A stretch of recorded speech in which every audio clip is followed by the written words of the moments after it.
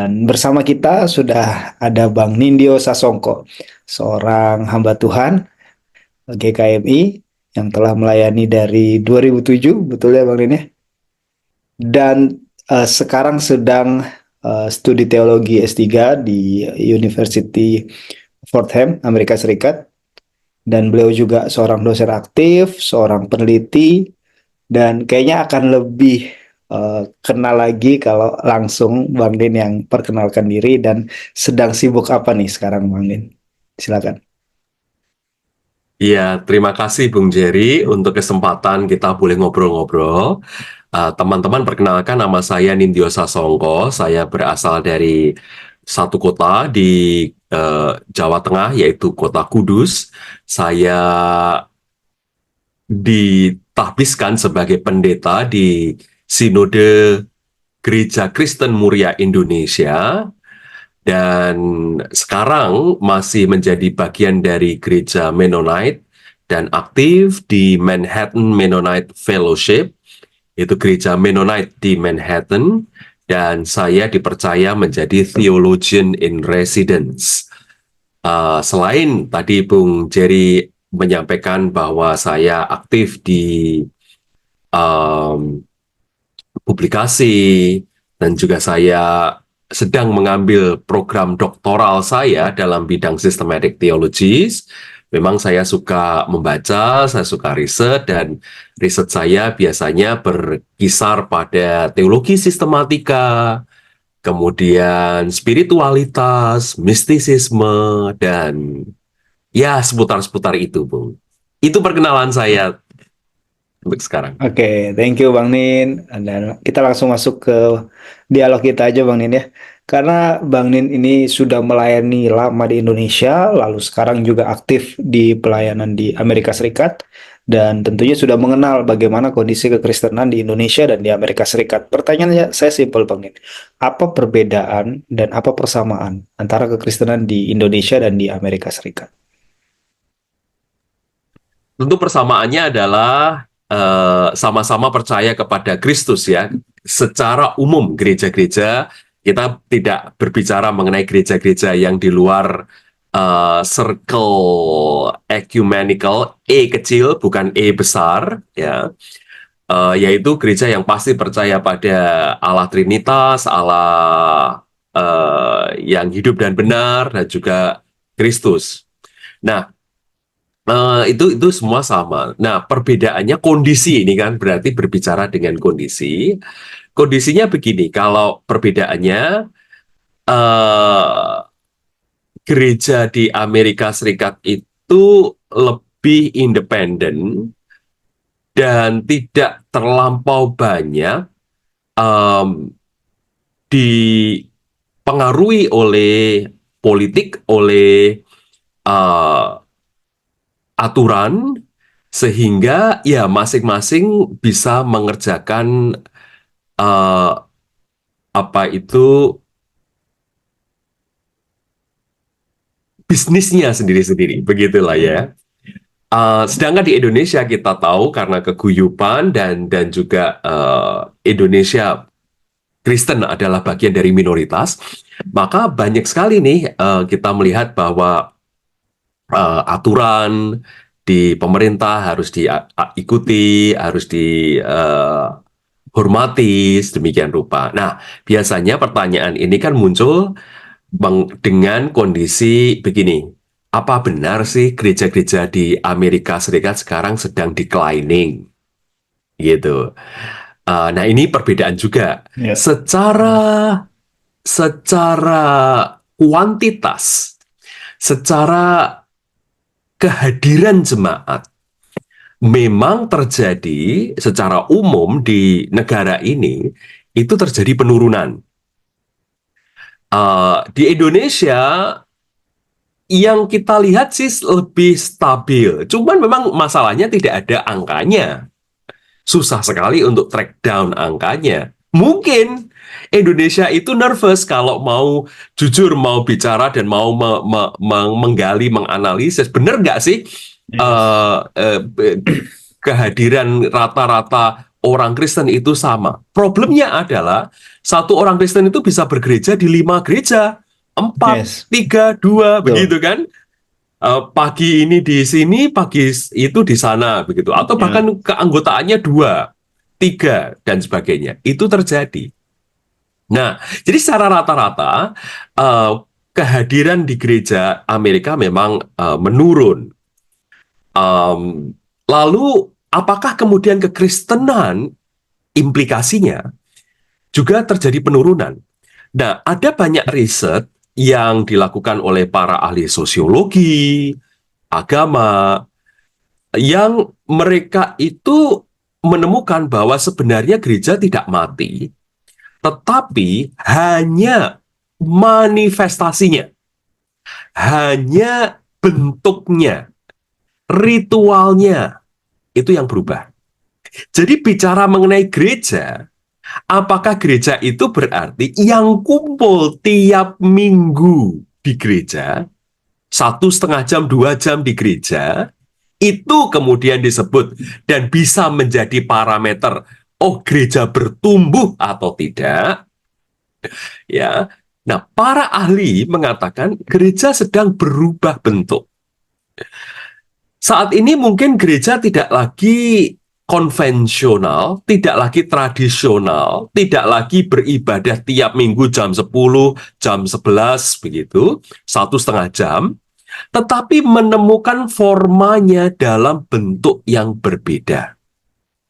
Buat orang Indonesia, mungkin ini kategori asing untuk yang namanya gereja. yes, Tetapi di negara-negara yang sifatnya lebih sekuler, perubahan bentuk komunitas beragama itu adalah hal yang biasa. Saya akan beri catatan juga, Bung, bahwa di Amerika itu juga tergantung di wilayah mana. Saya pernah tinggal di wilayah pantai Northwest, ya kan? Northwest di daerah Seattle, dan daerah Northwest itu adalah daerah yang kekristenannya itu paling minim, ya, dibandingkan dengan daerah South, ya, daerah selatan, yang memang mereka itu kekristenannya sangat flourishing. Southwest, kekristenan minoritas. Tapi menariknya, spiritualitas yang berbeda yang mereka kembangkan, dan orang-orang di sana itu lebih dekat dengan alam. Jadi mereka mengembangkan spiritualitas yang lebih dekat dengan alam karena memang alamnya indah luar biasa. Mereka lebih menikmati tanda kutip kehadiran yang ilahi itu lewat alam ketimbang 1,5 jam duduk, menyanyi, berdoa, baca firman, dan sebagainya. Apakah ini kemudian disebut sebagai gereja? Saya kembalikan kepada sahabat-sahabat semua. Kalau memang kita memakai kata konvensional, memahaminya dalam definisi konvensional, ya tentu ini bukan gereja. Tetapi kalau kita melihat bahwa gereja sedang berubah bentuk dan gereja bisa berubah bentuk, maka kita akan bisa melihat, oh, di situ ada komunitas yang cinta alam. Di situ ada komunitas yang merasakan kehadiran Allah itu justru ketika mereka berkumpul, mereksa, memelihara lingkungan, dan mereka menemukan sahabat-sahabat di sana. Apakah itu gereja? Saya kembalikan lagi kepada sahabat-sahabat semua. Demikian, Bung Jerry. ya. Terima kasih Bang Nin. Dari pernyataan barusan saya menangkap poinnya bahwa spiritualitasnya semakin meningkat. Walaupun orang-orang katakanlah di Indonesia mengatakan oh kekristenan di Amerika sudah terlalu liberal, sudah semakin menurun, gereja kosong dan lain sebagainya. Nah, apa yang kita lihat di Indonesia sendiri, Bang Nin, baru-baru ini ada yang namanya Kristen progresif, suatu yang kayaknya tuh asing banget di Indonesia, gitu kan? Kayak sesuatu yang apa nih, gitu kan? Sehingga begitu muncul, rame-rame langsung dituding sesat lah, tanpa ada semangat untuk melihat itu sebagai bagian dari keberagaman kekristenan itu sendiri. Nah, eh, kalau di Amerika itu gimana Bang Nin? Kristen progresif ini apakah sesesat di Indonesia ditanggapinnya atau seperti apa gitu? Yang disebut Kristen progresif itu sendiri kecil.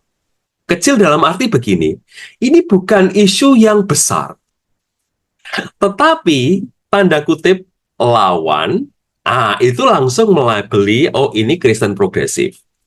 Ya, Kristen progresif itu kan hanya orang-orang tertentu, teolog-teolog tertentu yang kita mengatakan, hey, kita itu Kristen progresif. Genealoginya atau sejarahnya sendiri bisa beda-beda. Kita bisa melihat Kristen progresif itu akarnya dari kekristenan liberal. Apa itu liberal? Liberal itu kekristenan yang yang bertumbuh di awal abad ke-20 melawan fundamentalisme, ya, fundamentalisme yang lebih literal, harfiah ketika mereka membaca Alkitab, atau sebuah bentuk kekristenan yang sifatnya lebih kepada social justice, yang di awal abad ke-20 itu disebut sebagai social gospel. Gitu ya kan? Itu, atau sisi yang lain, itu munculnya kekristenan progresif itu muncul dari teologi proses. Gitu ya. Teologi proses yang dipengaruhi oleh filsafat Alfred North Whitehead. Jadi selalu bahwa the world is in flux gitu kan. Selalu dunia itu berubah. Selalu di dalam perubahan. Allah pun turut di dalam perubahan itu. Allah menjadi sahabat dalam perjalanan dunia yang melalui proses itu. Karena Allah itu adalah sahabat, maka ia turut merasakan. Ia adalah Allah yang berpatos. Ia bukan hanya Allah yang empati, tetapi juga ia bersimpati, merasakan bersama, compassion, menderita bersama-sama. Ya kan? Atau yang ketiga, kubunya orang-orang yang mempertanyakan ulang doktrin-doktrin mendasar kekristenan. Mengapa? Karena mereka berpikir adalah bahwa, oh, apakah kita masih bisa berbicara doktrin dan istilah doktrinal di zaman sekarang? Contohnya, kalau kita bicara, oh, orang Kristen itu adalah simul justus et peccator. Ini apa sih? Kan begitu, Bung? Gitu kan? Kalau kita bicara mengenai justification by faith alone, ini apa sih? Apa itu justification? Gitu. Kalau kita bicara mengenai atonement, ini istilah apa lagi? Yes. Nah, ketimbang memakai istilah-istilah asing, apakah kita tidak lebih baik untuk menerjemahkan ke dalam bahasa yang lebih mudah dipahami? Nah, ketika kemudian diterjemahkan ke dalam bahasa yang lebih dipahami, kubu yang lain mengatakan, oh ini distorsi ini. Gitu ya kan? Ini melawan kekristenan yang benar. Jadi paling tidak ada 4 kubu nih. Sejarahnya dari mana ini kekristenan progresif? Intinya saya mau ngomong begini tuh. Kekristenan progresif itu di Amerika Serikat yang saya tahu tidak pernah dibahas oleh para ahli. Para ahli teologi tidak pernah mendebatkannya. Itu berarti di kalangan para ahli teologi yang namanya Kristen progresif itu tidak penting. Dengan kata lain, gegernya, ributnya, bentroknya adalah di akar rumput di antara gereja. Itu berarti bentroknya kekristenan progresif itu hanyalah masalah label. Mengapa saya katakan label? Tadi saya katakan empat ini loh, empat asalnya itu paling tidak kita bisa trace back ke dalam empat kubu. Nah ini yang mana? Bingung kita, gitu kan? Di Indonesia sendiri tidak jelas. Tetapi yang kemudian menjadi masalah adalah karena ada satu orang menyampaikan mengenai Kristen progresif, mengenai keselamatan untuk semua orang. Lalu gegerlah orang Kristen, oh ini Kristen progresif, ini sesat. Nah, begitu. Sesat mengapa? Karena tidak seperti yang saya ketahui. Sesat kenapa? Karena tidak seperti yang diberitakan oleh pendeta saya. Sesat kenapa? Karena tidak ada ayatnya. Literal, harfiah. Yes. Pokoknya kebenaran itu kalau ada ayatnya. Jadi, Bung, sekali lagi, intinya adalah kekristenan progresif itu bukan hal yang penting. Di konteks di kalangan Amerika, di kalangan teologi, bahkan studi agama, nggak pernah dibahas. Demikian, Bung Jerry. Ya, thank you Bang Nin. Dan kalau di Indonesia itu jadi satu hal yang besar yang dibicarakan di mana-mana. Maka dianggap sebagai isu nasional Kristen Indonesia gitu kan, Bung. Ya, ada kan seminar Itulah. berjilid-jilid. Dan dugaan saya, Bung Jerry, kekristenan progresif dibicarakan di Indonesia itu di kota-kota besar aja. Satu, berarti memang media sangat berpengaruh, ya kan? Karena beritanya itu muncul dari Instagram, dari media sosial, dari TikTok, begitu kan? Nah, itu berarti yang mengetahui isu itu adalah orang-orang yang memang punya gadget, gitu ya kan? Gegernya berarti memang di sekitar kota-kota besar. Nah, saya nggak tahu apakah di Kalimantan, apakah di Sulawesi, ini juga menjadi isu. Atau ini memang hanya Jawa sentris akhirnya. Saya tidak tahu, Bung. Begitu. Memang kalau di tempat saya sendiri Bang Nin ya, di Kalimantan itu di real life itu nggak pernah ada singgungan ke arah sana gitu. Itu rame di media Nah, sosial, di eh, postingan-postingan grup-grup Kristen gitu ya. Tetapi di dalam kehidupan kita sehari-hari itu kan bukan satu hal yang eh, bisa kita perdebatkan, bisa kita bicarakan gitu Bang Nin ya. Nah, Bang Nin mungkin yang menarik untuk dibahas selanjutnya adalah bagaimana ternyata eh, kondisi yang terjadi di Amerika ketika orang-orang sudah mulai meninggalkan, kalau saya boleh bilang, kemunafikan gereja itu Bang Nin ya. Kan yang kita lihat tren yang terjadi itu karena mereka kecewa dengan pemimpin gereja yang tidak akuntabel, kecewa dengan penyalahgunaan, penyelewengan, dan kasus-kasus yang terjadi di gereja, sehingga mereka menemukan spiritualitas itu di tempat luar, bukan di gereja. Seperti yang Bang Nin katakan tadi. Lalu mungkin dari situ lahir yang namanya Kristen progresif juga, lahir yang namanya pemahaman-pemahaman baru yang bagi orang-orang konservatif atau orang-orang fundamentalis kayak, oh itu nggak bener, itu sesat gitu loh. Dan mungkin Indonesia belum ada di tahap itu, Bang Nin. Atau yang terjadi di sana ketika spiritualitas itu semakin bertambah, itu nanti akan dialami oleh orang-orang Kristen di Indonesia. Kalau saya boleh bilang, kita menuju ke arah situ, apa bisa gitu Bang Nin? Atau memang ini sudah terlalu jauh bedanya antara yang terjadi di Amerika dan yang terjadi di Indonesia? bagus sekali nih pertanyaan ini, Bung. Um, jadi, kalau kita mau lihat ya, saya merefleksikan, tahun 2013, Paus Fransiskus itu diangkat menjadi Paus Gereja Katolik Roma. Tahun 2014, Bung, itu muncul terbit satu dokumenter, sepertinya bisa dilihat di YouTube karena sudah dimasukkan, ada yang masukin di YouTube tanpa izinnya PBS yang membuat. yaitu judulnya Secrets of the Vatican. Ya kan? Ada apa rahasia di balik tembok kota Vatikan? Nah, Paus Fransiskus paling tidak menghadapi 3 problem. Child abuse, ya, dan kemudian represi terhadap orang-orang homoseksual, dan yang ketiga,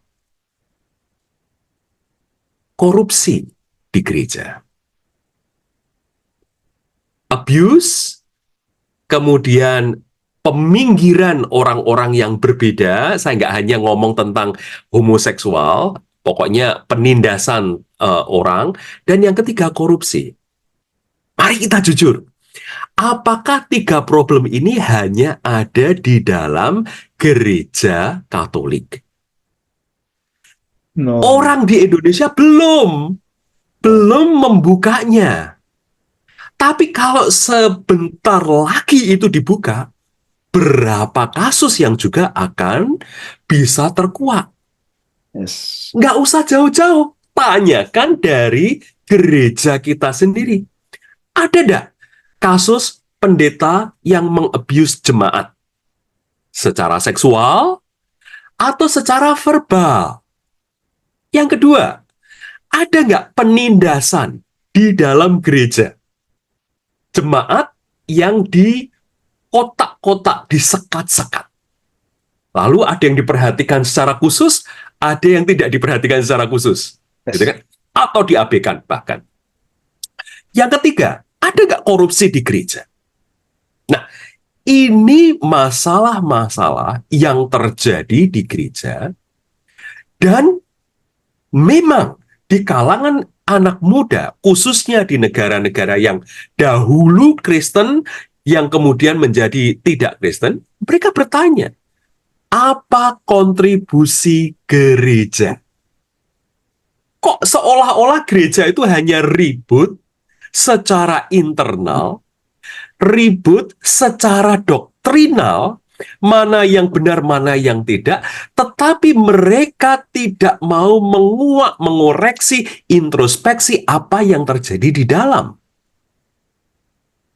Korupsi-korupsi dan kecacatan-kecacatan yang sudah mereka lakukan. Greta Thunberg, kita tahu, dia adalah seorang aktivis alam, aktivis ekologis, masih sangat muda. Dia seorang Yes. Gen Z. Dia punya ADHD katanya, gitu kan? Dia punya disabilitas dalam masalah mental. Tetapi Greta Thunberg menjadi orang yang di depan, anak muda yang di depan untuk masalah eco crisis, eco disaster. Di mana orang-orang gereja? Ini sebenarnya kan menjadi ironi kan, Bung? Kita ribut untuk urusan Kristen progresif itu benar atau tidak? Berapa orang yang akan masuk surga atau tidak? Apakah semua orang masuk surga atau tidak? Sementara disaster yang kita hadapi di dunia ini dilupakan dan sekarang ditackle oleh anak-anak muda seperti Greta Thunberg. Kita tidak tahu apakah Greta Thunberg itu seorang yang Kristen atau tidak, tiap minggu dia beribadah rajin atau tidak, tiap hari dia apakah baca firman dan berdoa atau tidak. Tetapi kalau ini dilakukan oleh orang-orang yang di luar gereja, seharusnya gereja itu otokritik dong. Ada sesuatu yang salah yang gereja itu tidak lakukan yang seharusnya lakukan, ya kan? Atau mengabaikan apa yang seharusnya dilakukan, gitu kan? Sin of commission dan sin of omission. Tidak melakukan apa yang harus dilakukan dan melakukan atau tidak melakukan apa yang seharusnya dilakukan, atau omission, tidak melakukan apa yang ya wajib dilakukan, begitu. Nah, ini yang harusnya menjadi koreksi otokritik gereja, Bu. Demikian. Thank you Bang Nin. Dan menarik ya kalau kita lihat tadi Greta Thunberg seperti yang dicontohkan oleh Bang Nin. seorang muda yang kritis, dia skeptis juga, dan kayaknya itu yang sedang terjadi sekarang di kalangan muda Kristen. Kalau saya perhatikan Gen Z dan mereka ke gereja benar-benar kayak mempertanyakan hal yang eh, mungkin untuk generasi sebelumnya masih sangat tabu untuk dipertanyakan. Seperti misalnya tentang evolusi, Big Bang. Dalam kekristenan kita memandang itu sebagai satu hal yang eh, tabu untuk dipertanyakan, apalagi di Indonesia, Bang Nin ya. Sesuatu yang berhubungan dengan sains seolah-olah sains itu harus ngikutin agama gitu loh, ngikutin doktrin kekristenan. Dan apakah bisa seorang dia berpegang pada sains dan dia tetap menjadi seorang Kristen yang baik gitu Bang Nin? Ini menarik, Bung. Karena kalau kita lihat ya, siapa itu Collins, um, Francis Collins, yes, Francis Collins, benar. yes, Francis Collins adalah seorang saintis, one of the best di Amerika Serikat, tetapi dia juga seorang Kristen dan dia seorang evangelical, jadi yang Bible believing Christian, gitu. Terus juga kita melihat ada orang-orang em, seperti ya banyak. Nah, di evangelical kita tahu ada Alistair McGrath, begitu ya yes, kan? Juga teman saya, Bung Arvin Go, itu yang yes, beliau juga seorang ahli cancer, tetapi juga pencinta teologi. Nah, jadi both bisa bekerja bersama-sama. yeah. Lalu bagaimana dengan teori evolusi, teori Big Bang? Ini kan nggak ada di Alkitab. Nah, gitu kan. Jadi implikasinya apa yang ada di Alkitab nggak boleh kita ajarin dong. Bukan begitu. Ayolah, khususnya saya mengajak teman-teman yang muda-muda yang tentu saja sudah lebih banyak literasinya. Literasinya itu apa? Pertanyaan kita itu hanya sejauh gadget, sejauh Google. Sekarang sudah ada AI, iya kan?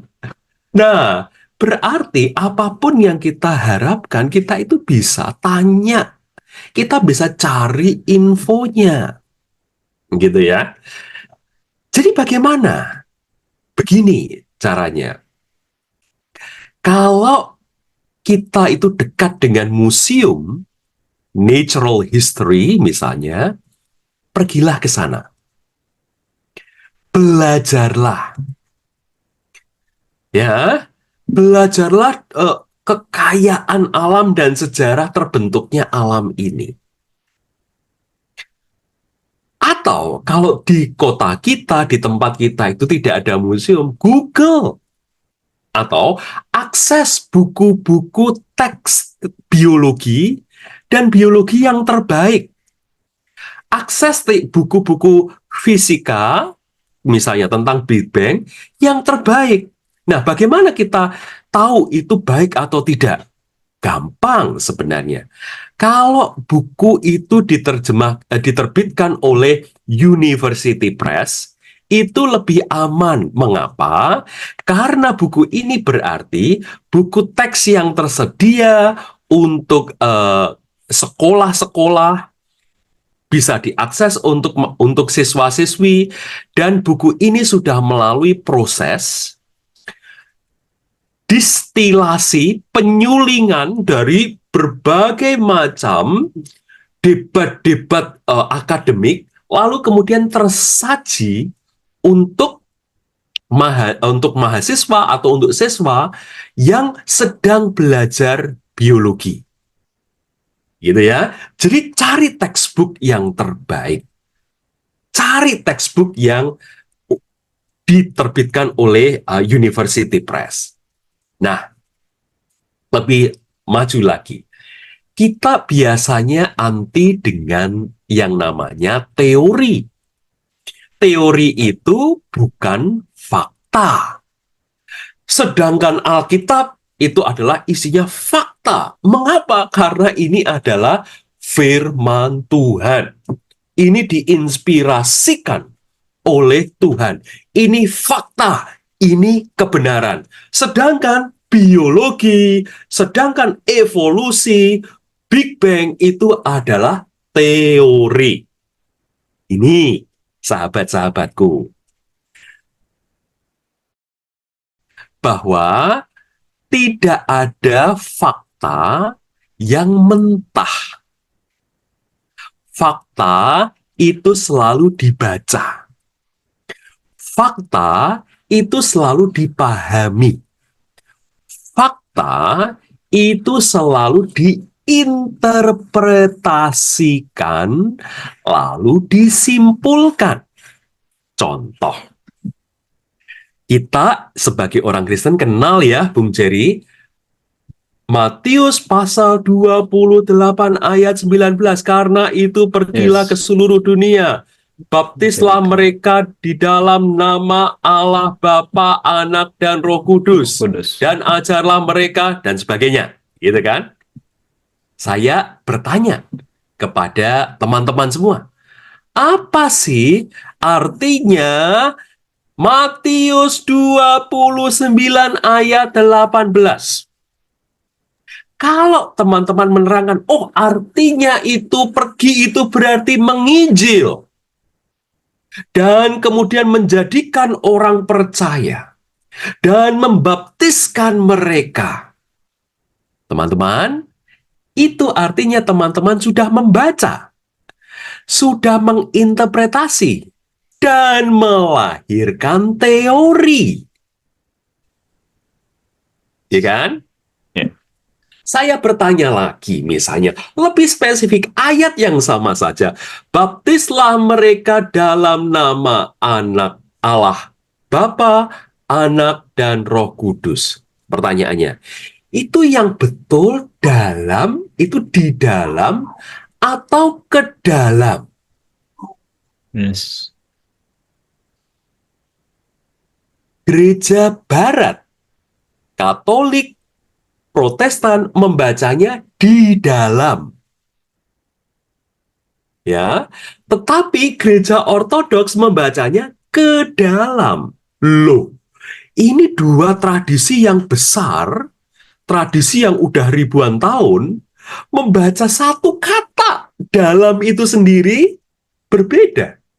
Yang satu di dalam, yang satu ke dalam. Poinnya apa? Mereka punya teori sendiri. Masing-masing punya teorinya sendiri-sendiri. Lalu saya bertanya, ini di tengah-tengah dua interpretasi yang seperti ini, pembacaan yang seperti ini, mana posisi Anda, teman-teman semua? Lalu teman-teman mengatakan, oh saya lebih setuju dengan di dalam, karena bahasa aslinya itu N misalnya.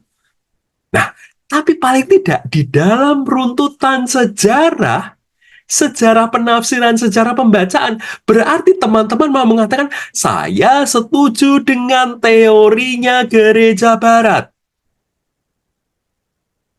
Saya memasukkan diri saya ke dalam teorinya gereja Barat.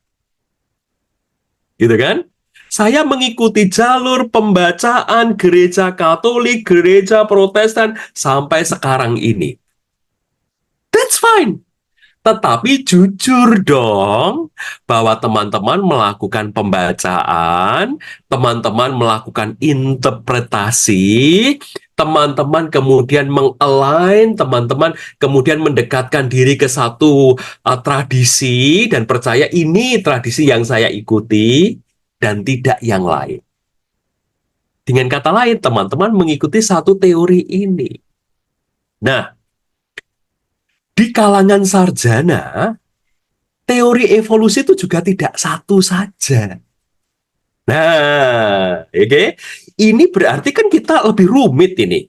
Kalau kita di dalam debat-debat kebanyakan sekarang ini, kita bertanyanya adalah teori evolusi benar atau tidak? Loh, di dalam sejarah dan ahli-ahli biologi sendiri, mereka lihat kok ada perbedaan-perbedaan mazhab-mazhab teori-teori evolusi itu.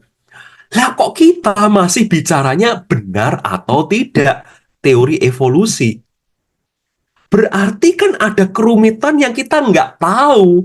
kerumitan yang dibahas oleh ahli-ahli biologi tersebut. Oke, intinya apa? Intinya kan kita bukan ahlinya. Kita bukan ahli biologi, kita bukan ahli Big Bang, kita bukan ahli evolusi.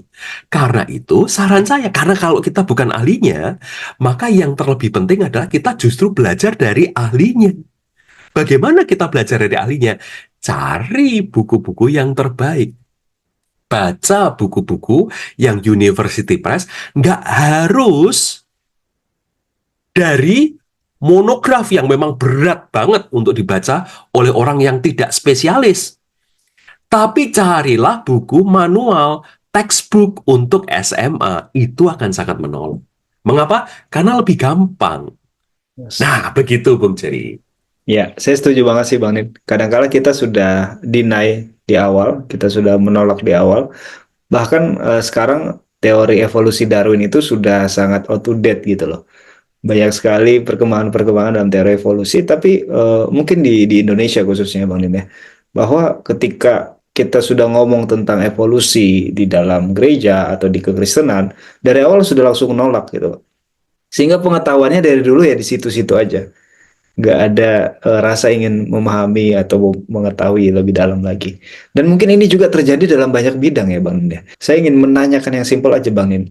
Apa yang salah dari pemahaman kita tentang queer, LGBT dalam kekristenan di Indonesia? Dan bagaimana seharusnya kita menanggapinya? Kalau kita mau memahami queer LGBT, Bung, kita mesti pause. Kita mesti pause dan berefleksi. Berefleksi dengan kenyataan yang sekarang ini dianggap sebagai wajar, tapi di masa lalu itu tidak. Contoh, misalnya, Bung Jerry sudah berkeluarga, saya belum. Bung Jerry pasti pernah pacaran ya? Pernah Bang Nin? Pastilah ya. Pasti. Ketika berpacaran, apakah Bung Jerry pernah minta pendapat perempuan, pacar Bung Jerry, ya kan, untuk diajak ke tingkat yang lebih serius, engagement, ya kan, Yes. dan kemudian menikah? Ya, pernah. Ya, that was not the case. Itu dulu, itu kan bukan kasusnya. Mengapa? Pertama, perempuan itu tidak punya hak untuk mengatakan I do. Contoh lah, nggak usah lama-lama. Ingat Siti Nurbaya. Aduh, anak-anak Gen Z sekarang nggak tahu ya, cerita Siti Nggak tahu. Nurbaya itu ya. Mentok di milenial tuh Bang Nin. Iya, wih, mentok di milenial betul. Jadi ceritanya, kalau ya, nanti Gen Z, teman-teman Gen Z coba deh Google, atau tanya AI, apa sih Siti Nurbaya itu, gitu kan? Jadi Siti Nurbaya itu dikawinkan dengan seorang bandar besar, seorang bisnismen yang kaya, karena keluarganya itu terlilit utang sama si Datuk Maringgi itu namanya, Datuk Maringgi. Ya, dan Siti Nurbaya tidak punya hak untuk berkata, saya tidak mencintai Datuk Maringgi sudah tua. Enggak. Siti Nurbaya harus mengikuti. Mengapa? Ya karena memang struktur sosialnya seperti itu.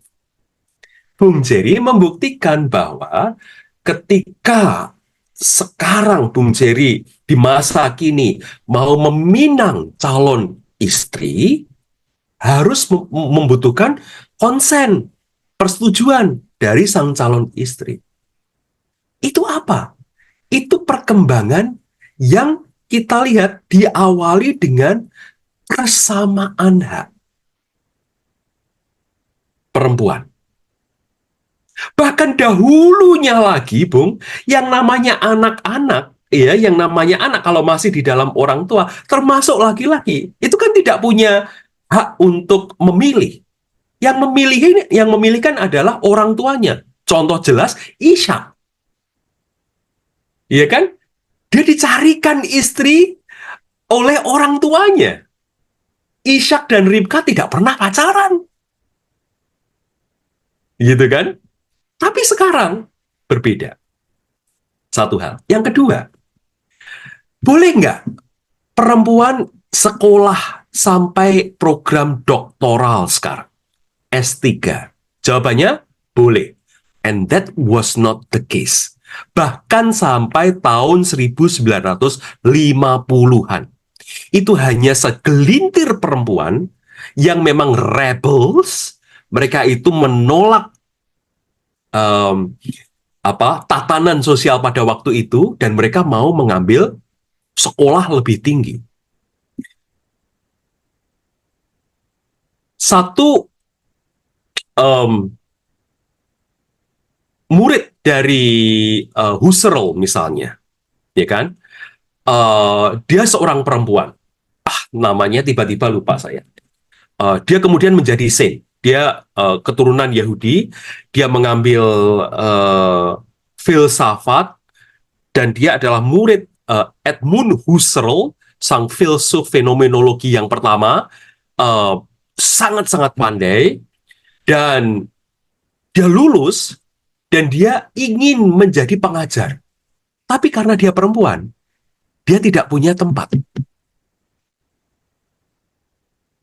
Lalu dia bertobat menjadi Katolik, dia menjadi seorang suster, dan bahkan dia mati di bawah Nazi. Dia dianiaya dan meninggal di bawah Nazi, kemudian dia disanktifikasi, dia menjadi santa di gereja Katolik.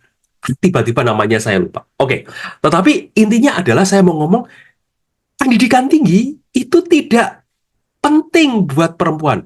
Bahkan perempuan tidak boleh ngomong di muka publik. Orang Jawa berkata, yang namanya perempuan itu tugasnya adalah, mohon maaf, kaum perempuan, macak, manak, dan masak. Macak itu berdandan, manak itu berarti punya anak, masak itu ya memasak. Itu tugas perempuan. Tapi kan ini imbalance. Ini tidak seimbang. Akhirnya apa? Kita melihat ada arus yang disebut sebagai gerakan feminisme. Dan dengan demikian kita tahu ada perubahan struktur sosial. Perempuan punya hak yang sama dengan laki-laki. Demikian juga dengan negara-negara di Amerika Latin, kita tahu kaum miskin yang kemudian sadar, melek dengan kondisi mereka, tertindas. Mereka diopres oleh pemimpin-pemimpin mereka, junta militer, pemerintah mereka. Lalu mereka berkolaborasi, mereka ngumpul bersama, dan gereja pada waktu itu, tahun 1960-an itu, kemudian gereja menjadi pengayom mereka. Gereja berjuang di sisi mereka. Sampai akhirnya apa? Tidak boleh ada lagi penindasan di kalangan manusia. Struktur sosial berubah. Nah, sekarang masuk kepada LGBT nih, Bung, ya kan? LGBT. Jadi mulai dari kita mulai dari Alkitab. Oke, Alkitab tidak berkata tentang LGBT. Alkitab justru banyak melarang relasi antar laki-laki, antar perempuan, untuk mereka itu tidur bersama. Yes, itu ada di Imamat. Yes, itu disebutkan di Roma pasal 1 ayat 20-an, ya, 26 seterusnya. Laki-laki tidur dengan sesamanya, sesama laki-laki, dan sebagainya, dan seterusnya. Lalu kita tahu juga cerita Sodom dan Gomora, itu yang sering sekali kemudian kita lihat. Pos sampai di sana. Betul, oke. Di dalam Alkitab kita tidak melihat ada relasi homoseksualitas. Tapi pernahkah teman-teman ketemu dengan teman-teman yang gay atau lesbian? Pernahkah teman-teman duduk bersama dengan mereka dan mendengar isi hati mereka? Diam. Jangan bicara apa-apa. Dengarkan saja cerita mereka. Pertama, simak. ketika mereka sadar bahwa mereka itu gay atau lesbian, apakah mereka selalu dari korban keluarga yang berantakan? Sebagian iya, tapi sebagian tidak. Apakah mereka adalah korban dari sexual abuse orang yang sudah dewasa? Sebagian ya, sebagian tidak. Tapi perhatikan ketika mereka sadar mereka itu gay atau lesbian, atau transgender, atau yang merasa bahwa diri mereka itu laki-laki di dalam tubuh perempuan, demikian sebaliknya. Pernah nggak mereka itu berdoa, mengapa Tuhan Engkau menjadikan seperti ini? Mengapa aku Engkau jadikan seperti ini? Termasuk juga mereka yang mengalami sexual abuse. Pernah nggak mereka itu berdoa, Tuhan, mengapa kau izinkan peristiwa ini tuh terjadi atasku, menimpaku, menindasku? Aku dibeginikan oleh orang lain. Dari temuan saya bersama dengan sahabat-sahabat saya, pertanyaan mengapa engkau menjadikan aku seperti ini? Atau mengapa engkau izinkan aku menjadi seperti ini? Itu selalu ada. Jadi, pertama, yang saya mau katakan adalah tidak ada LGBT itu yang bangga dengan LGBT-nya. Kemudian mereka keluar dari rumahnya dan mengatakan, hei, saya LGBT, saya bangga. Apalagi di Indonesia, ya kan, Bu? Enggak. Selalu, apalagi di Indonesia, mereka akan tertutup. Mereka malu dengan keadaannya.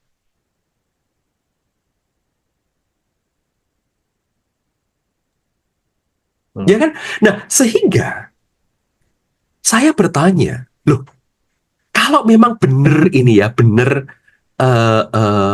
mereka itu suka nge-seks, mereka itu bangga dengan keberadaan mereka, bukankah lebih enak, bukankah lebih gampang buat mereka itu konform aja, mereka ngikutin aja yang sudah ada, tatanan heteronormatif, ya kan, laki-laki dengan laki-laki dengan perempuan, perempuan dengan laki-laki saling mencinta dan kemudian berkeluarga, udah. Tapi problemnya adalah berapa banyak dari antara kita yang mendengar cerita mereka tadi. Yang selalu dipermasalahkan juga ini, Bung, mengenai ketertarikan sesama jenis. Gitu kan? KSA. KSSA. Ya kan? Ketertarikan KSA. KSJ atau apapun. Pokoknya tertarik dengan sesama jenis. Ya kan? Itu yang selalu digembar-gemborkan. Tapi belum tentu loh. Kaum queer, kaum LGBT, itu mereka tertarik dengan rangsangan seksual. Belum tentu. Belum tentu. Nah, karena itu, teman-teman, yang saya sarankan adalah justru coba mendengar. Mendengar dari hati, kedalaman hati dari sahabat-sahabat kita. Terus kadang-kadang kaum religius, kaum beragama itu kan menuduhnya, tuh lihat tuh, orang-orang LGBT tuh kayaknya bangga banget mereka keluar dan mereka berpawai-pawai, mereka pakai baju-baju yang warna-warni begitu ya, dan setelah itu mereka suka nge-seks. Di sisi yang lain, temuan yang lain, dan saya pernah berbicara, saya pernah diskusi, saya pernah menginterview Dr. Dede Utomo, dan beliau adalah seorang yang memang openly gay, salah satu yang paling awal di Indonesia. Dede, Dr. Dede Utomo mengatakan begini, di kalangan gay ya, di kalangan LGBT, itu sebenarnya mereka itu senang sekali dengan ritual. Dan khususnya yang gay, yang laki-laki. Mereka itu senang sekali dengan beribadah. Mereka itu senang sekali dengan ritual-ritual yang ornate, yang detail. Pos di sana. Coba sih, realitasnya ya, teman-teman. Kalau kita dimanapun juga, termasuk di gereja, kita bisa sense gak bahwa di sekitar kita, bahkan di gereja, ada pelayan-pelayan yang kemungkinan mereka itu juga gay, lesbian. Mereka happy karena mereka bisa melayani Tuhan. Mereka bukan hanya happy, tetapi juga mereka memberi yang terbaik. Dan seringkali yang tidak adil, yang mereka selalu dengarkan adalah khotbah-khotbah dari Pak Pendeta yang justru merepress mereka, yang selalu mengopres mereka. LGBT itu dosa, LGBT itu salah, LGBT itu keliru. Padahal ada pelayan-pelayan yang LGBT di situ. Coba renungkan. Di samping, coba pikirkan bukan hanya masalah benar atau tidak. Pendeta yang ngomong begitu, pendeta yang mengubahkan itu, well oke, itu benar. Tapi itu abuse nggak sih? Verbal abuse atau enggak sih? Karena kita tahu kita itu suka dengan pelayanan orang itu, tapi kemudian kita juga menyalah-nyalahkan. Emang si pelayan itu selalu kalau dia itu di luar kemudian dia itu nge-seks. Selalu di dalam pikiran kita, kalau sudah dengar LGBT itu kan pesta seks, orgi, gitu kan? Terus kemudian mainannya grinder, sukanya ngamar, kan begitu, Bu? Tapi nggak begitu juga lagi. Atau orang juga berpikir LGBT itu menularkan ideologi LGBT mereka, dan sedikit-sedikit mereka akan teks kamu, dan kemudian mereka akan membuat kamu untuk ngikut mereka, suka dengan mereka. Kamu juga akan diajak untuk menjadi part of their lifestyle. Memang betul, ada kaum LGBT yang mungkin suka ngeteks, suka flirting. Tapi ingat, ini ranahnya hukum. Ini bukan ranahnya kemudian masalah moral, masalah etik, masalah nilai. Ini hukum. Jadi, kalau ada yang flirting begitu, kita cukup mengatakan, jangan begitu ya. Saya seorang heteroseksual, saya seorang cisgender, tapi saya menghormati kamu. Ya, tapi kalau ini sudah flirting dan kamu flirting seksual, ini ranahnya hukum. Jadi, kita mesti jaga boundaries kita. Tapi di sisi yang lain, heteroseksual ada nggak yang seperti itu? Flirting dengan lawan jenisnya. Banyak. Kembali lagi kepada kasus tadi. Ya kan? Apakah tidak ada sexual abuse heteroseksual di gereja? Ada. Ada nggak orang yang powerful kemudian texting kepada perempuan muda untuk kemudian ngajak ngamar? Ada. Ada nggak pendeta yang mendoakan secara pastoral yang kemudian akhirnya terlibat relasi seksual dengan orang yang dipastorali? Tidak sedikit. Tapi mengapa hari-hari ini yang akhirnya dipersalahkan adalah rekan-rekan sahabat-sahabat LGBT? Itulah yang menjadikan kita juga harus introspeksi. Renungan saya lebih lanjut begini, Bu. Jangan-jangan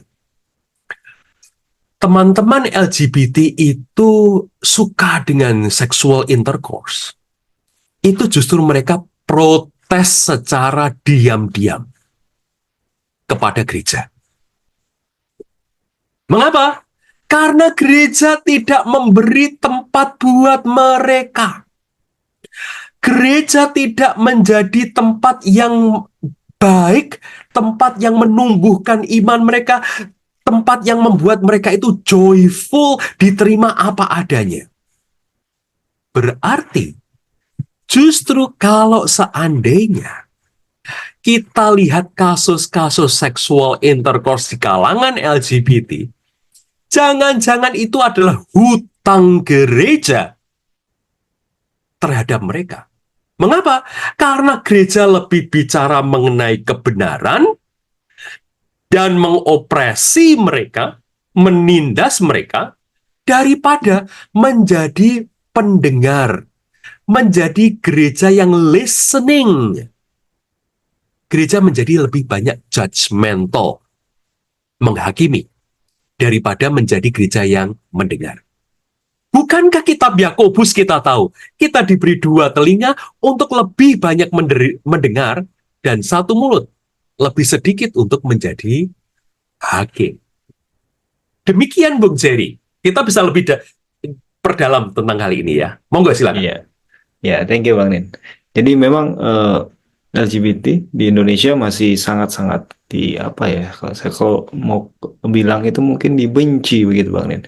Karena kalau kita lihat di media sosial begitu banyak hate speech yang selalu diutarakan oleh netizen-netizen Indo gitu loh.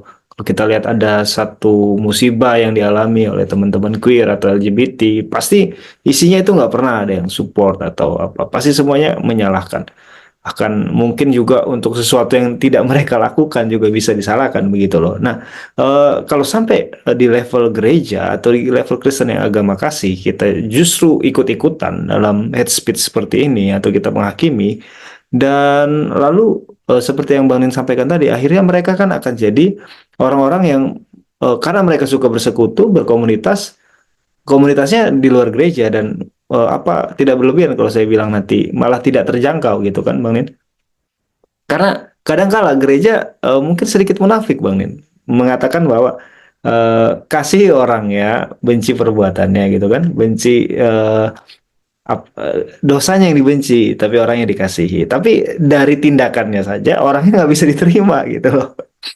Karena kan agak sangat sulit ini, kita gimana caranya mengasihi seseorang, tapi kita tidak bisa menerima identitas atau seluruh keberadaan kehidupannya gitu loh.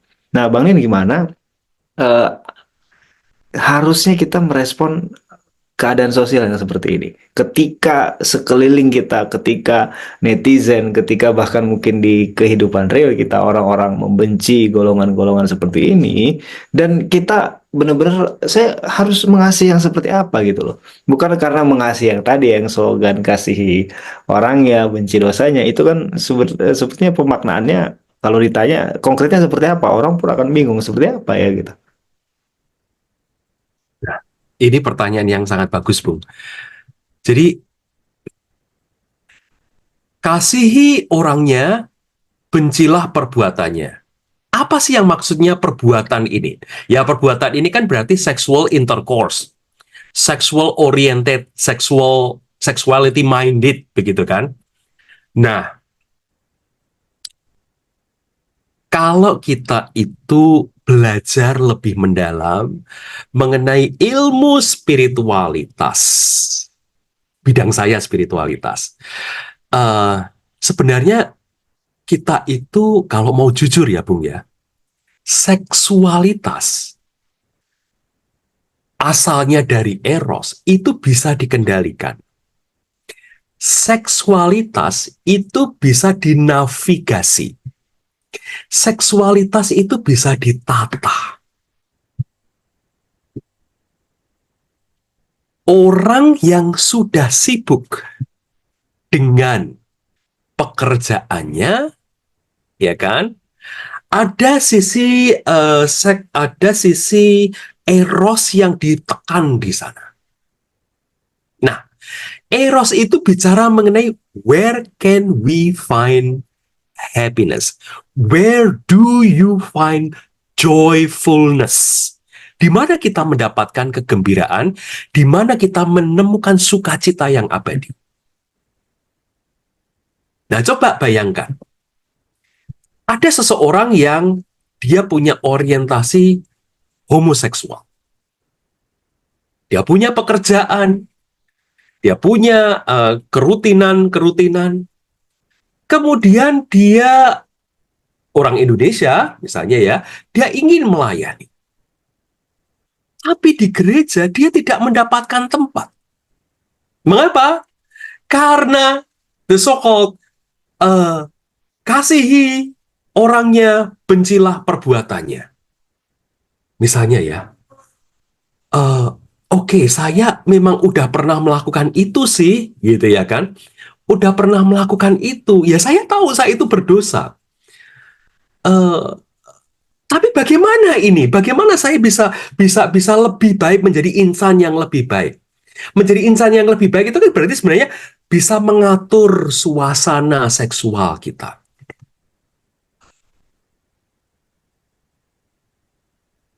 Orang yang seperti ini akan bisa mengatur seksualnya kalau memang dia mendapatkan joyfulness. Dan joyfulness itu dimulai dari satu, penerimaan yang tanpa syarat. Kedua, dia mendapatkan tempat untuk berkontribusi di dalam sebuah komunitas sehingga dia pun bisa melihat dirinya sama setara dengan yang lain dan dia bisa menggunakan semua talentanya untuk menjadi pembangunan komunitas tersebut. Nah, kalau kemudian ketakutannya orang-orang ini adalah, dia LGBT, dia gay, dia lesbian. Pasti dia adalah orang yang sexual minded. Pasti dia akan mengajak orang-orang Kristen ini untuk sama seperti dia. Apa begitu? Nah, ini kan yang sebenarnya ada masalah itu di psikologis massa, psikologis gereja. Coba kita tahu, kita sadari. Kalau kasihi orangnya, bencilah perbuatannya, emang nggak ada di gereja itu suami istri itu yang abusive. Suami mengabuse istrinya baik dalam bentuk kekerasan seksual ataupun dengan verbal. Bahkan secara khusus walaupun mereka ini berada di dalam ikatan yang resmi, ikatan yang sah, dan diberkati di gereja. Ada nggak suami-suami yang melakukan kekerasan seksual pada waktu mereka seksual intercourse? Gereja pernah mengingatkan mereka nggak? Mengapa yang jadi target perbuatan itu hanyalah perbuatannya orang-orang LGBT? Yes. Padahal mereka itu juga sama seperti orang yang lain. Mereka hanya kepingin mendapatkan true, genuine joyfulness. Dan kalau orang mendapatkan true, genuine joyfulness, mereka bisa kok mengatur seksualitas mereka. Mereka bisa kok tanpa grinder mereka tetap hidup. Mereka bisa kok kemudian menjadi orang yang sama seperti orang yang lain, mencintai firman Tuhan, mencintai Alkitab, membaca Alkitab, berkontribusi di dalam PA, di dalam ibadah, dan sebagainya, dan seterusnya. Jadi, menurut saya, mari kasihilah orangnya, bencilah perbuatannya. Itu jangan kemudian melulu kalau orang identify atau Anda curigai sebagai LGBT, lalu kata ini didorkan, dibidikkan, ditargetkan hanya kepada orang-orang ini. Intinya apa? Gereja itu mestinya menjadi tempat yang bisa mengayomi semua. Demikian, Bu. Oke, thank you Bang Nin. Satu lagi mungkin Bang Nin, terakhir. Silakan. Eh, Menurut Bang Nin, kira-kira apakah orang-orang LGBT queer seperti ini eh, mereka kembali ke hetero atau memang keadaannya akan terus seperti itu? Another good question. Mas? Apakah kita tahu orang-orang yang dulu mengidentify diri mereka itu sebagai lesbian, gay, transgender, yang kemudian balik, yang kemudian mereka itu sembuh, yang mereka itu menjadi normal, mereka juga normal secara seksual. Mereka punya istri, punya suami, dan apakah mereka memang betul-betul juga secara emosional, secara seksual, mereka terpuaskan? Apa poin yang saya mau katakan? Yang saya mau katakan adalah begini. Belajar dari pendiri XG Movement tahun 1970-an, itu terkenal ada XG Movement di Amerika Serikat, yang percaya bahwa orang Kristen itu bisa sembuh, bukan orang Kristen, orang homoseksual itu bisa disembuhkan. Dan yang mereka butuhkan adalah membaca firman, membaca Alkitab, dan komunitas yang saling membangun, saling menolong, saling mengingatkan. Tapi dia sendiri menikah, ya, dia menikah dalam usia 55 tahun, tapi dia mengaku bahwa mungkin dia itu tidak terpuaskan secara seksual. Istrinya pun mungkin tidak terpuaskan secara seksual. Nah, di sini kita lebih jauh bertanya, apakah kalau begitu menikah itu hanya tuntutan masyarakat, tuntutan komunitas, tuntutan kebenaran bahwa laki-laki ya harus kumpul dengan perempuan, diberkati, dan di situ selesai masalahnya?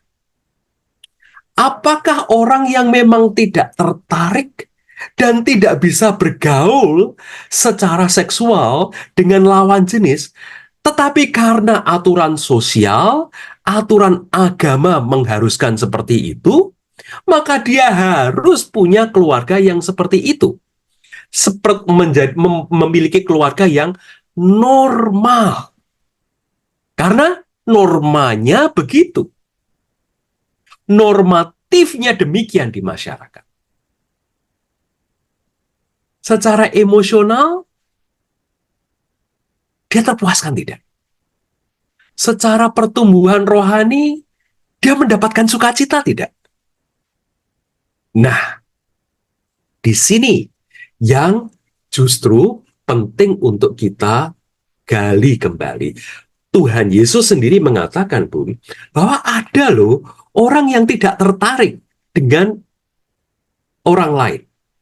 Begitu. Orang memang mau hidup sendiri. Ya, orang hidup selibat. Loh, itu sendiri di dalam masyarakat Yahudi pada zaman Yesus, itu kan disebut aneh. Dan aneh itu berarti queer. Mengapa?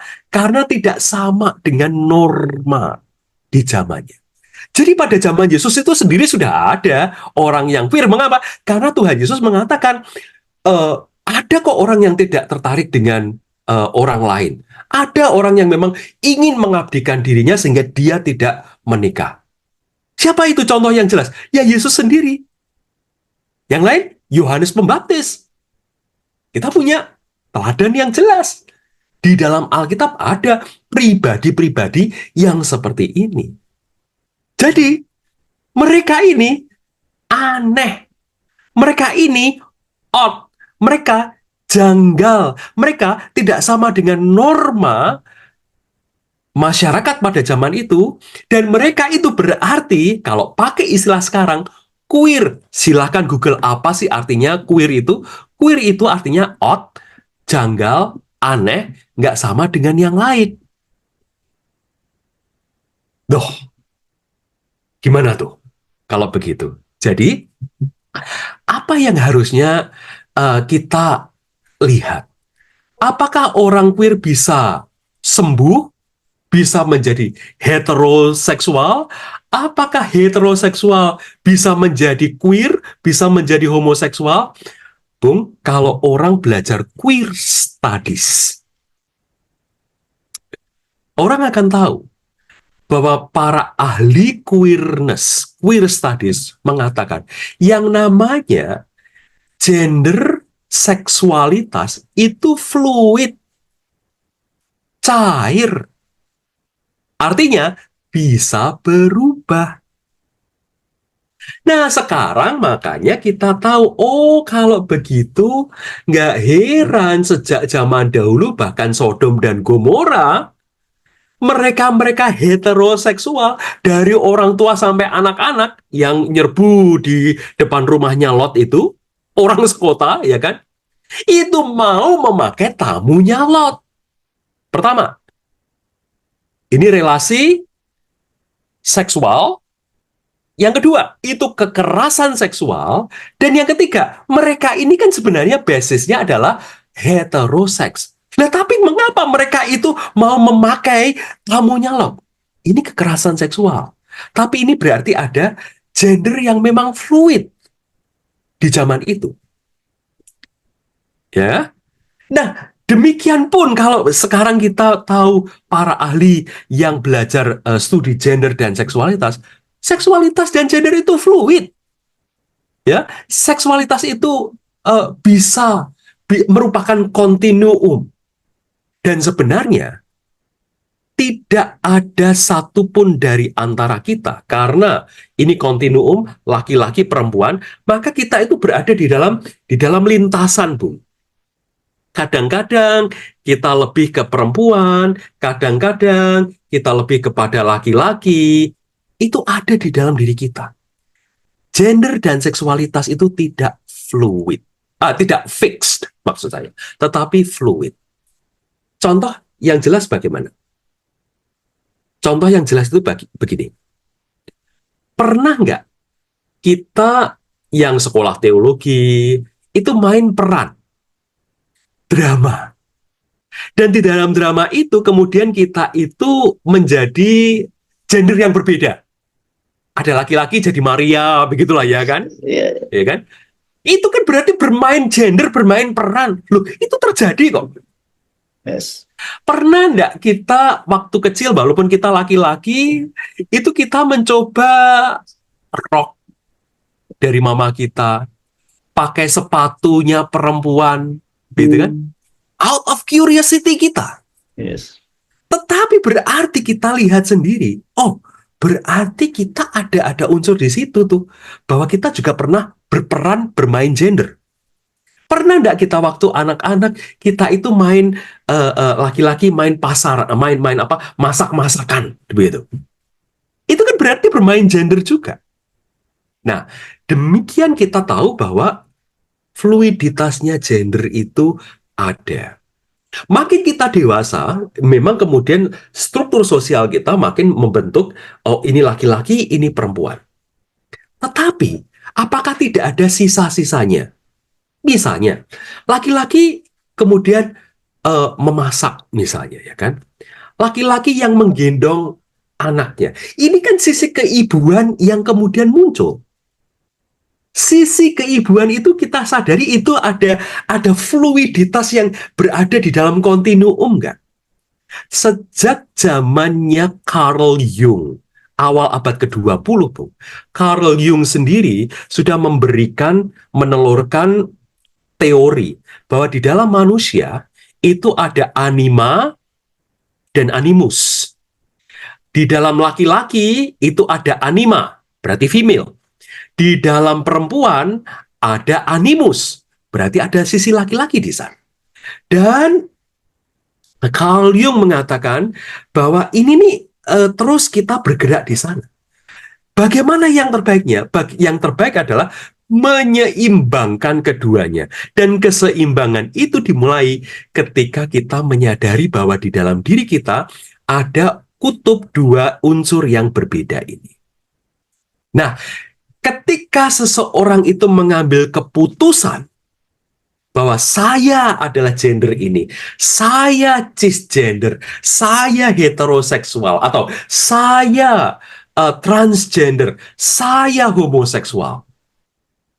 Itu berarti keputusan dia untuk kemudian melihat, oh saya lebih merasakan rumah saya itu di sini. Konsekuensinya mungkin tidak selaras dengan norma masyarakat, norma agama.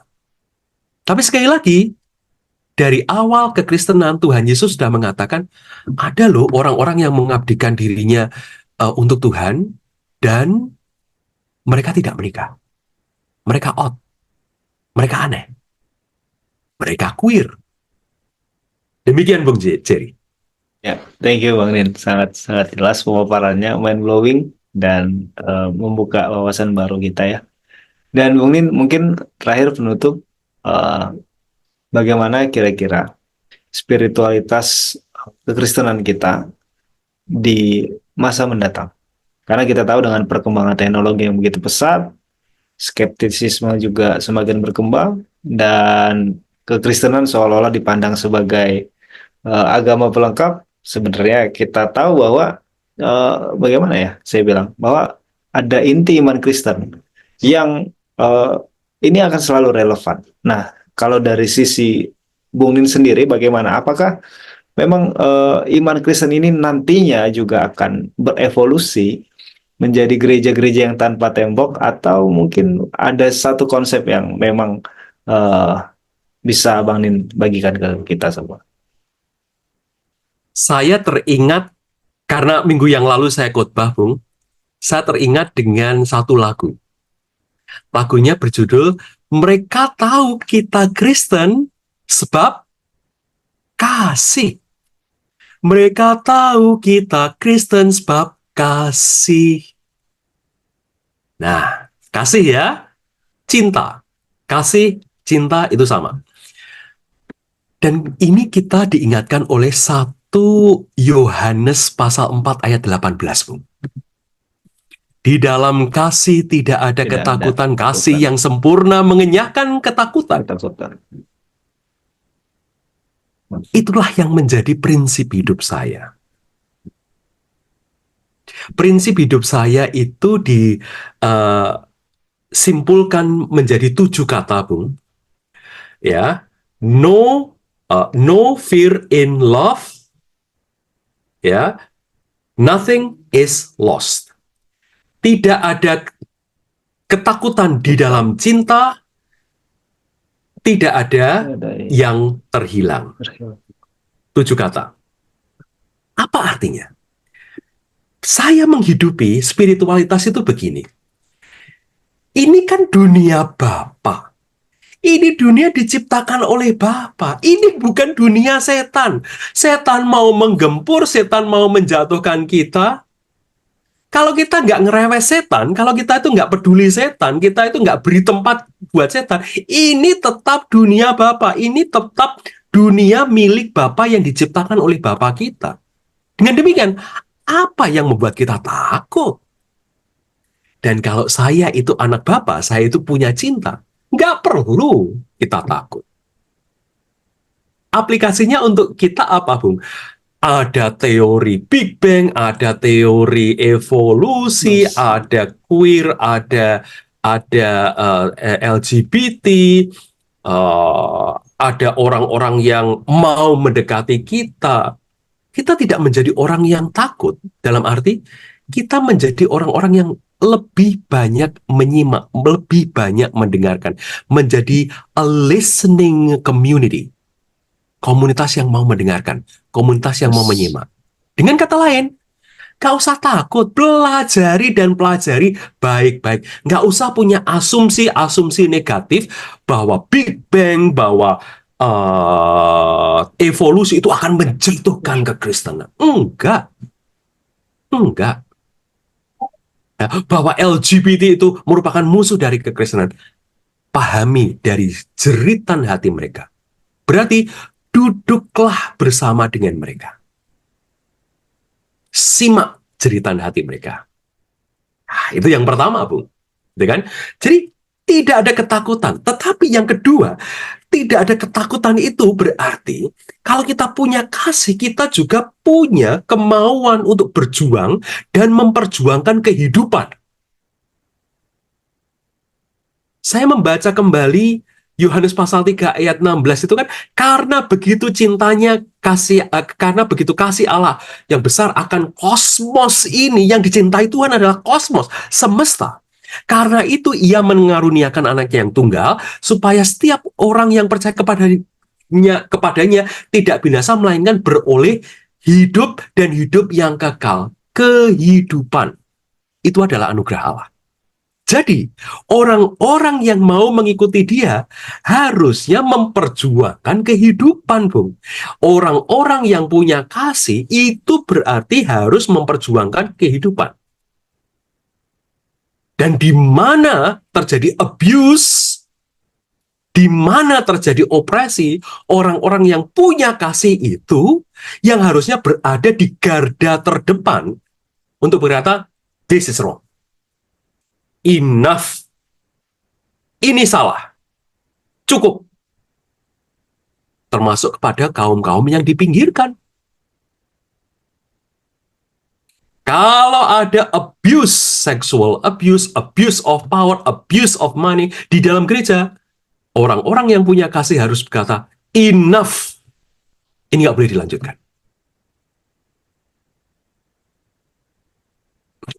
Kalau kita punya spiritualitas yang seperti ini, Bung, kita akan melihat dunia kita itu bukan dunia yang selalu melawan kita. Kita tidak akan melihat bahwa dunia kita itu dunia yang benci dengan kekristenan. Enggak. Jadi posisi kita keluar dari rumah kita itu bukan kemudian posisi yang membentengi diri, ketakutan gitu, dengan fobia-fobia bahwa kita diancam oleh dunia. Enggak. Mengapa? Karena tetap ini adalah dunia ciptaan Bapa. Dan Bapa itu adalah Bapa kita.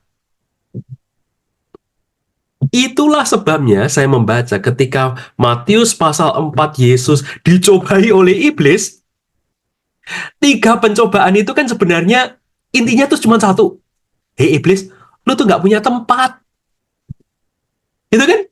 Makanya yang ketiga Yesus disuruh untuk sujud kepada iblis di Matius pasal 4. Kalau Lukas 4 kan suruh terjun itu dari bumbungan bait suci. Dua-duanya mau mengatakan, lu tuh bukan penguasa dunia. Gue ini anak Bapa. Karena persis narasi sebelum itu adalah